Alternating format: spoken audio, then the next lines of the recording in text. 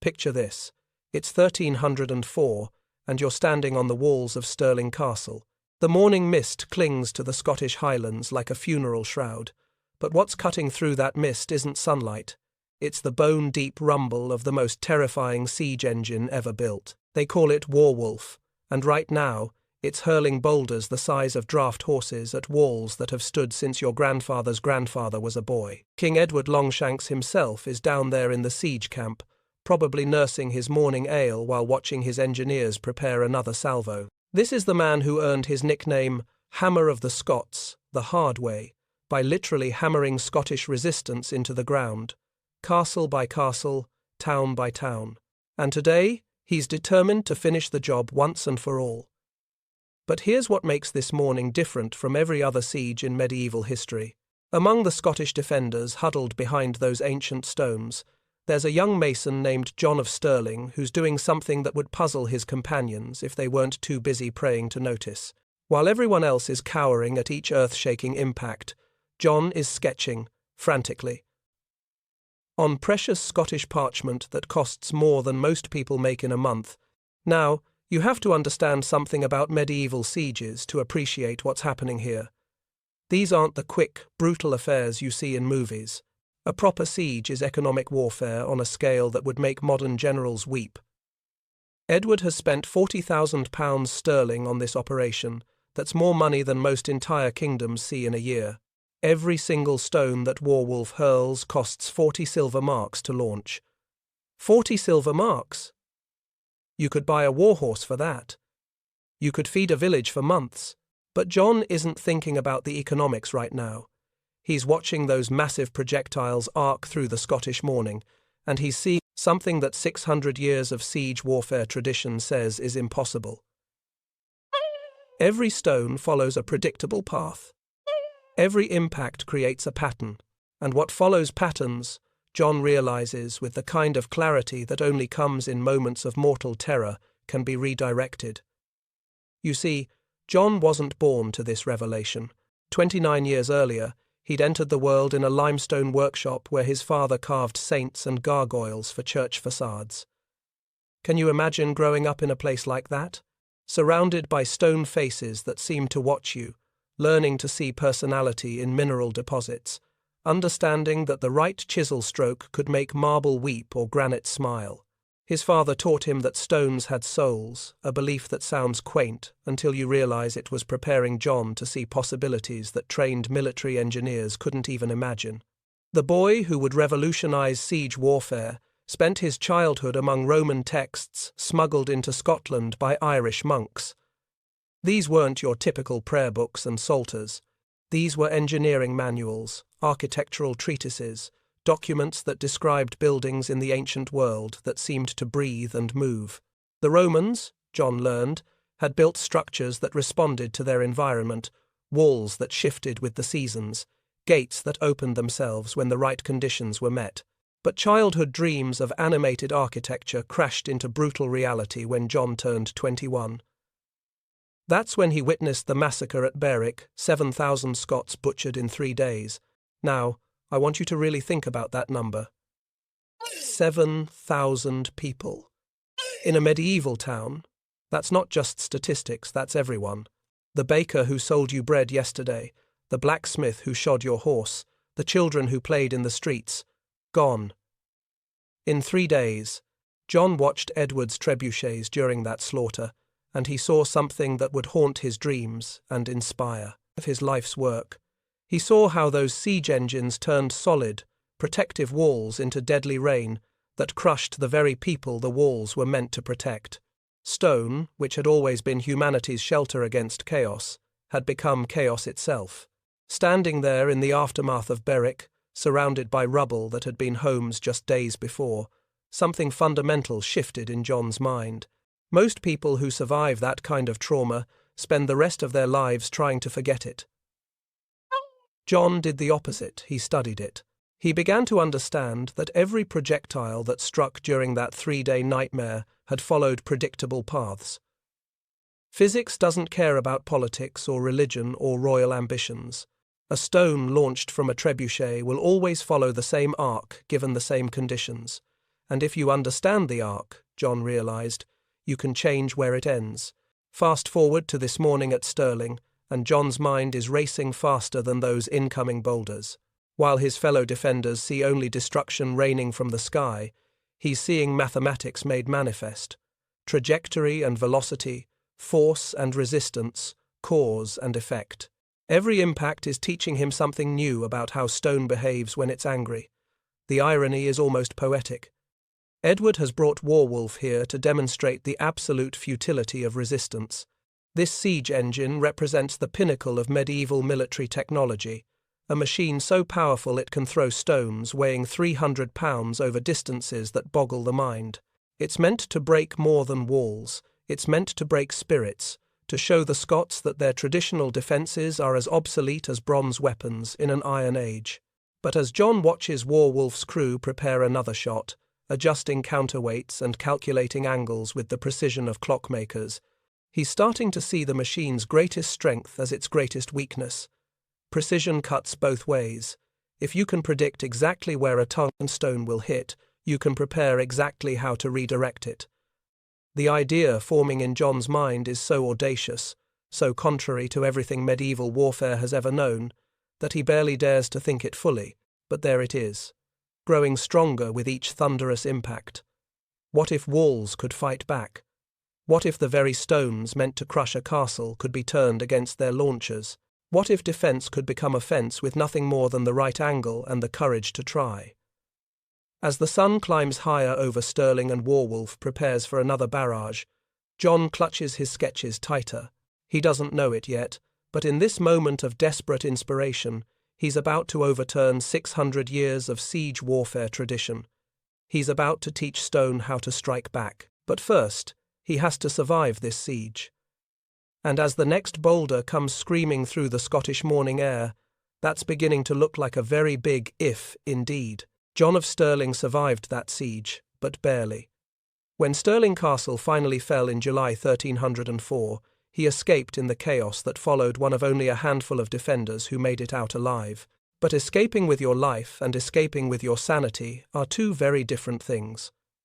For most men, witnessing Warwolf's devastating power would have crushed any thoughts of resistance. For John, it crystallized his impossible dream into something approaching an obsession. Between 1304 and 1307, while Edward's armies continued their systematic destruction of Scottish independence, John embarked on a journey that would have made Marco Polo jealous. But instead of seeking silk and spices, he was hunting something far more valuable in medieval Scotland: knowledge. You have to understand, this was an age when information moved at the speed of horseback, and technical knowledge was guarded more jealously than royal treasure. The idea that a Scottish mason could revolutionize siege warfare was about as likely as a village blacksmith inventing gunpowder, but John had advantages that even he didn't fully appreciate yet. Edinburgh in 1305 was experiencing something we might recognize today, a boom in what medieval people called mechanical arts. The city's growing community of craftsmen and scholars was becoming a magnet for displaced engineers, refugee academics, and ambitious artisans from across Europe. Wars might rage in the countryside, but cities needed bridges built, cathedrals raised, and water systems maintained. Smart rulers, even English-appointed ones, protected the people who made civilization work. John's first breakthrough came in a tavern called the Anvil and Quill, where master engineers who'd returned from the Crusades gathered to drink and argue about techniques they'd learned in the East. These weren't your typical barroom conversations. Picture grown men sketching pulley systems on ale-stained tables, debating the mathematical principles behind Damascus steel, sharing secrets of counterweight design that had defended cities from Baghdad to Byzantium. It was here that John met Master Hugh of Galloway, a gruff Scotsman who'd spent 15 years building siege engines for the Knights Hospitaller. Hugh had watched Muslim engineers in Syria accomplish things that European military thinking declared impossible: walls that moved, bridges that appeared overnight, defensive systems that seemed to anticipate attack. When John described his vision of rotating walls, Hugh didn't laugh. Instead, he leaned forward and said words that changed everything. "Lad, You're not the first to dream that dream, but you might be the first with the stones to try it. Through Hugh, John gained access to a network of knowledge that spanned continents. Irish monks, bless their scholarly hearts, had been smuggling Roman engineering texts into Scotland for generations. These weren't just academic curiosities. They were instruction manuals for technologies that medieval Europe had forgotten. Emperor Justinian's engineers had built defensive mechanisms in Constantinople that could redirect siege engines' power back at attackers.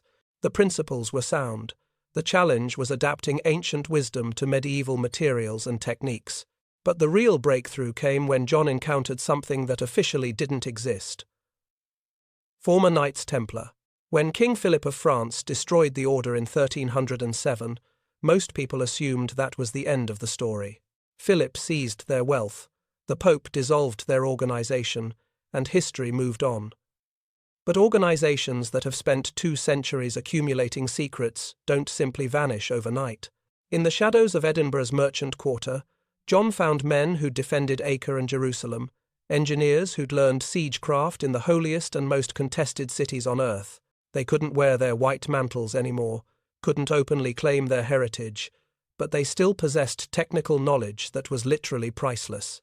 Knowledge about fortress mechanics, about engineering principles that had kept Christian strongholds alive in hostile territory for generations. These former Templars shared something crucial with John. They understood that defensive innovation could change the entire strategic balance of a war.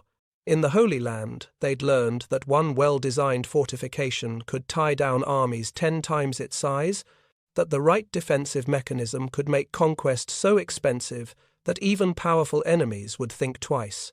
John's workshop in Edinburgh became something unprecedented in medieval Scotland, a place where social divisions dissolved in the face of shared fascination. Noble-born engineers worked alongside common smiths, united by their excitement about revolutionary concepts that challenged everything they thought they knew about warfare. Picture it. Lords and labourers hunched over the same drafting table, arguing about pivot angles and counterweight ratios with the intensity of theologians debating salvation. The mechanism John was designing required 3 interlocking systems, each one pushing medieval engineering to its absolute limits. First, underground water wheels, powered by carefully diverted streams, would provide the constant force needed to move massive stone walls. Second, precisely calculated counterweight chambers would store and release energy with mathematical precision. Third, iron pivots larger than anything Scotland had ever forged would bear the impossible stresses of rotating walls that weighed hundreds of tons. Each component presented challenges that would have defeated individual craftsmen. The water wheel system required hydraulic engineering knowledge that most Europeans associated with ancient Rome. The counterweight calculations demanded mathematical precision that monasteries guarded as closely as holy relics. The ironwork needed forging techniques that pushed medieval metallurgy beyond anything previously attempted in the British Isles. But John's genius wasn't just technical, it was political. He understood that revolutionary ideas need more than engineering brilliance. They need institutional support. So he began courting allies with the skill of a diplomat and the patience of a chess master. The merchant guilds became his first converts. These were men who understood economics better than kings understood warfare. John showed them maps marking every castle that controlled major trade routes, explaining how traditional sieges disrupted commerce for months or years. His rotating walls could end sieges in days, restoring the flow of goods and profits that medieval economies depended on. Suddenly, his impossible dream started looking like a sound business investment. The church required more delicate handling. Initially, bishops condemned John's mechanisms as sorcery, claiming that only God should move mountains of stone. John countered with theological brilliance that would have impressed university scholars. He employed monastery scribes to illuminate his plans with religious imagery, angels turning wheels, saints blessing pivots, divine geometry that turned evil against itself. He quoted scripture about David defeating Goliath with superior tactics, about Joshua's walls that refused to fall, about divine protection manifesting through human ingenuity. When Bishop Lamberton of St. Andrews finally blessed the project in 1306, It represented more than religious approval. It was intellectual validation that John's ideas aligned with divine will rather than opposing it. But the most crucial convert was Robert the Bruce himself. John approached Scotland's future king not as a humble craftsman seeking patronage, but as a strategic equal offering military advantage. He demonstrated working models that showed how one transformed castle could shift an entire war's balance, how defensive innovation could make Scottish independence economically sustainable rather than just romantically appealing. By 1307, John had assembled everything his impossible dream required: ancient knowledge preserved by Irish monks, Eastern engineering secrets shared by Crusade veterans, metallurgical expertise provided by displaced craftsmen, hydraulic understanding borrowed from Roman texts, mathematical precision taught by monastery scholars, political protection granted by merchant guilds and church authorities, and royal support from Scotland's most ambitious leader. The stage was set for something medieval warfare had never seen. But first, John needed to prove that stone could actually learn to strike back, and for that, he would need a castle willing to be transformed and enemies foolish enough to test his creation. Castle Dunadia, in 1307, looked like any other Scottish stronghold ancient. Stones perched on a rocky outcrop, walls thick enough to stop trebuchet stones, towers positioned to rain arrows on approaching enemies. But appearances, as John of Stirling was about to prove, could be devastatingly deceiving. The transformation began in deepest secrecy. 500 workers, sworn to silence on holy relics that included fragments of the true cross, laboured for 9 months to install John's revolutionary mechanisms. Imagine trying to rebuild a castle's foundation while keeping the walls standing.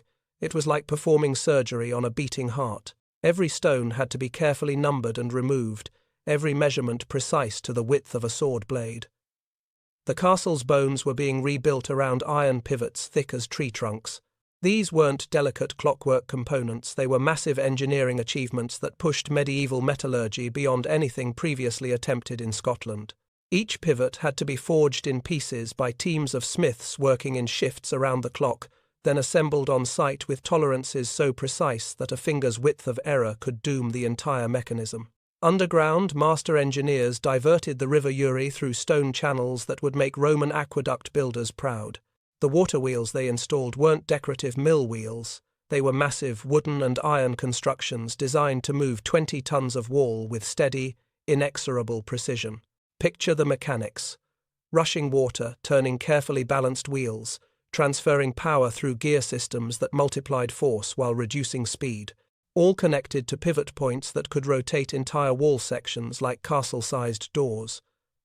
The counterweight chambers required mathematical perfection that would challenge modern engineers. Too light, and the walls wouldn't budge when water wheels strained against their massive inertia. Too heavy, and they'd spin uncontrollably, turning defensive mechanisms into self-destructive chaos. John's calculations, preserved on parchments that monastery scribes illuminated like sacred texts, specified weights down to individual stones. Life inside Dunadia changed completely as the mechanisms came online. The 150 defenders had to learn to live with constant mechanical rhythm, water rushing through channels day and night, counterweights shifting with tidal regularity, pivots groaning like ship masts in Atlantic storms. Children learned to sleep through sounds that would have terrified their grandparents. Women mastered backup cranking systems that could move walls manually if water levels dropped. New traditions emerged that blended ancient Scottish customs with mechanical necessity. Dawn brought blessings of the mechanisms, prayers offered to Saint Barbara, patron of artillerymen and engineers. Children invented games that mimicked wall movements, teaching the next generation to think of castle defense as dynamic rather than static. Evening songs were timed to the water wheel's rhythmic beat, creating haunting harmonies that echoed through chambers where engineering precision met Celtic mysticism. But all the preparation in the world couldn't eliminate the terror of that first test. When Earl Percy arrived in autumn 1308 with 3,000 men and 6 trebuchets, John's years of planning faced their ultimate examination. Percy was no amateur. He'd broken castles from Wales to Cumberland, and his siege engines bore names like Battle Honours, Ironbreaker, Walbane, and his personal favourite, Scottish Doom.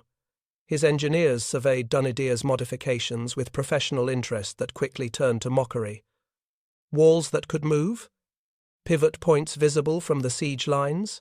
It looked like Scottish desperation had finally driven defenders completely mad. Percy's siege master, a grizzled veteran named Geoffrey of Exeter, reportedly laughed so hard at the castle's strange appearance that he nearly fell from his horse. The laughter stopped when Percy's artillery opened fire. That first volley should have shattered Dunadia's walls and broken Scottish morale. Instead, it accomplished something that 600 years of siege warfare said was impossible. It destroyed the attackers. Massive stones launched at carefully angled wall surfaces struck and redirected with mathematical precision back into English ranks. Physics, which had always favoured besiegers, suddenly turned neutral, then hostile. Picture the scene from Percy's perspective. You've just witnessed your most powerful trebuchet's projectile, a 300-pound boulder that cost more than a knight's yearly wages, bounce off castle walls like a child's ball and crash directly into your own siege lines. Men you've campaigned with for years are suddenly crushed by stones they helped launch. Your expensive siege engines, products of the finest military engineering in Europe, are being destroyed by their own ammunition.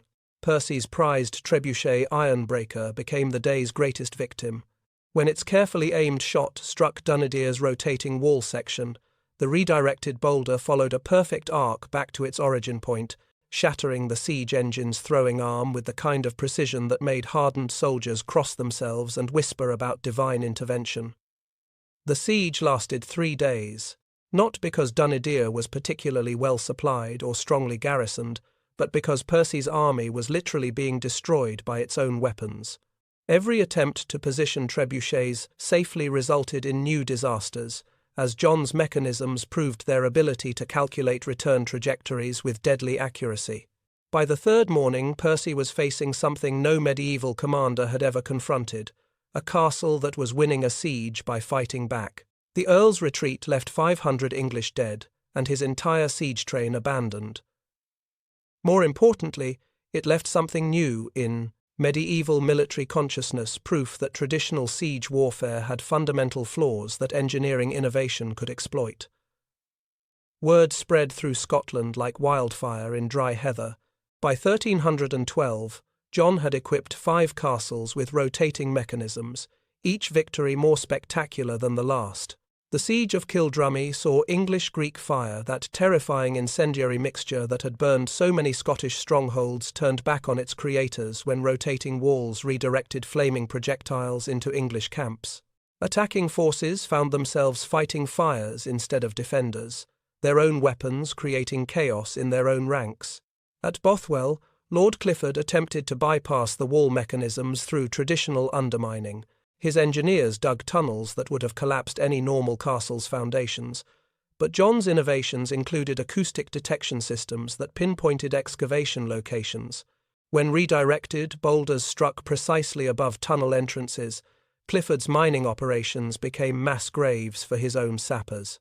But the greatest triumph came when Edward II himself led 20,000 men against Dunadia in 1312. The new king, desperate to prove himself worthy of his father's fearsome reputation, brought the largest siege train ever assembled in British history. His massive trebuchet Berenice could throw stones weighing 400 pounds over distances that boggled medieval imagination.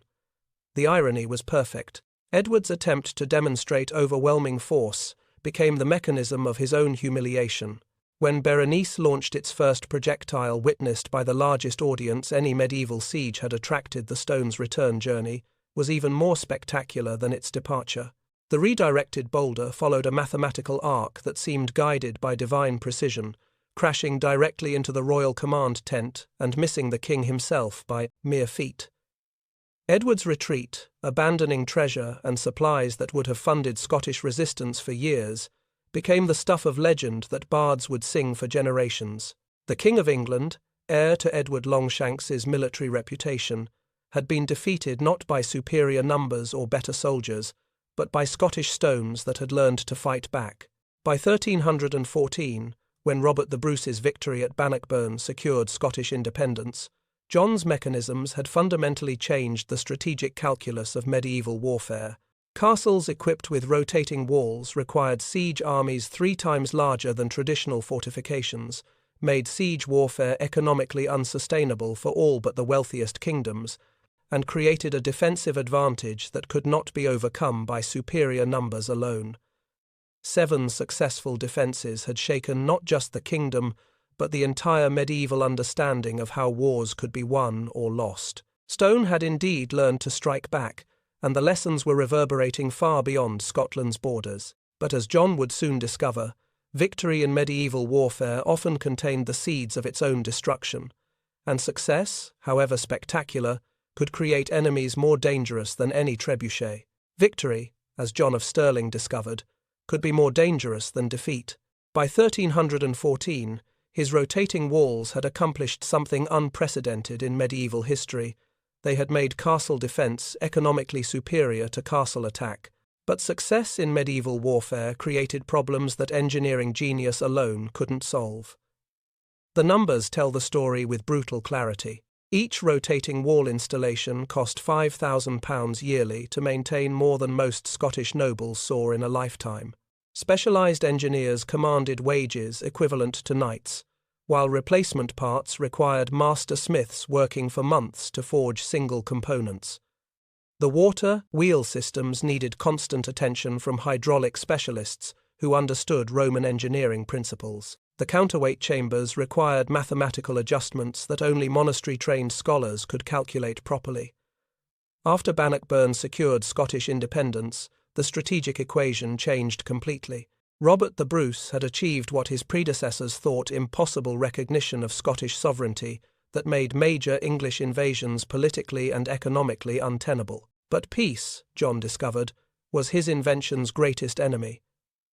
Who would fund elaborate defensive mechanisms when there were no armies to defend against? The political dynamics shifted like sand beneath a siege tower. Traditional Scottish nobles, whose power rested on ancient bloodlines and feudal obligations, began to resent what they privately called merchant castles. These upstart fortifications elevated craftsmen above hereditary warriors, gave economic importance to engineers over knights, and suggested that innovation mattered more than noble birth. Lords who had fought alongside Robert the Bruce found themselves politically diminished by Mason's sons who commanded royal audiences and influenced military strategy. More ominously, enemies were adapting with the ruthless efficiency that had made medieval warfare so devastatingly effective for so many centuries. English engineers, humiliated by their defeats, began developing countermeasures specifically targeting John's mechanisms. They created incendiary mixtures designed to burn through wooden wheel components, studied the acoustic signatures of underground water systems to locate vulnerable points, and most cleverly, developed new siege tactics that avoided direct wall assault entirely. The most devastating adaptation was human rather than technical. English gold began corrupting the specialized maintenance crews that John's mechanisms required. Bribes and threats turned essential engineers into saboteurs, creating mysterious failures that occurred at precisely the worst moments. Sand poured into pivot housings, ground iron against iron until massive components seized completely. Water wheel bearings developed inexplicable wear patterns that caused catastrophic failures during actual attacks. The siege of Berwick in 1320 demonstrated how vulnerable complex systems became when human reliability failed. The castle's mechanisms, which had successfully repelled 3 previous attacks, jammed completely when defenders most needed them. Later investigation revealed that maintenance crews had been systematically weakening key components for months, following instructions purchased with English silver. John spent his final years in increasingly desperate attempts to simplify his designs, creating versions that common smiths could maintain without specialized knowledge. He established guilds dedicated to preserving technical expertise, wrote detailed manuals that monastery scribes illuminated with loving care, and trained apprentices from Scotland to Spain in the principles of active defence. But the fundamental problem remained unsolvable. Revolutionary technology required revolutionary social structures to sustain it, and medieval society wasn't ready for that level of change. The physical toll of his life's work was becoming impossible to ignore. Arthritis, earned from decades working in damp underground chambers, had crippled John's hands by 1323. The precise calculations that his mechanisms required now challenged mental faculties that stress and age were steadily eroding. The master engineer who had revolutionized siege warfare found himself unable to hold the tools that had made his reputation. But perhaps most painfully, John watched as political circumstances made his innovations strategically irrelevant. The rise of professional armies meant that major powers could afford to maintain sieges indefinitely, making even rotating walls economically vulnerable. The development of improved mining techniques allowed attackers to bypass wall defenses entirely by collapsing foundations. Most critically, the introduction of early gunpowder weapons suggested that all castle fortifications, no matter how innovative, faced obsolescence within generations. John died in autumn 1325, his last words reportedly being, "The walls still turn in my dreams." He was buried in the shadow of Dunadia, the castle where his greatest triumph had proven that engineering innovation could humble empires. His funeral attracted representatives from across Europe, engineers, nobles, scholars, and craftsmen, who recognized that they were witnessing the end of an extraordinary era. The last rotating wall mechanism operated until 1450, maintained by a guild that preserved John's techniques like sacred knowledge. When cannon finally made all castle walls obsolete, the final installation was carefully dismantled and its components buried with religious ceremony, as if laying to rest a warrior who had served faithfully for over a century. Yet John's legacy lived on in ways that medieval observers couldn't have predicted. His principle of active defense inspired star-fort designs that dominated Renaissance military architecture. His economic approach to warfare, making attack more costly than defense, influenced strategic thinking well into the gunpowder age. His integration of engineering precision with combat necessity created intellectual foundations that military innovators would build upon for centuries. Today, archaeologists studying Dunadia's ruins marvel at pivot assemblies that required Victorian-era technology to replicate properly. Computer modeling reveals that John's mathematical calculations achieved precision levels that modern engineers respect and admire.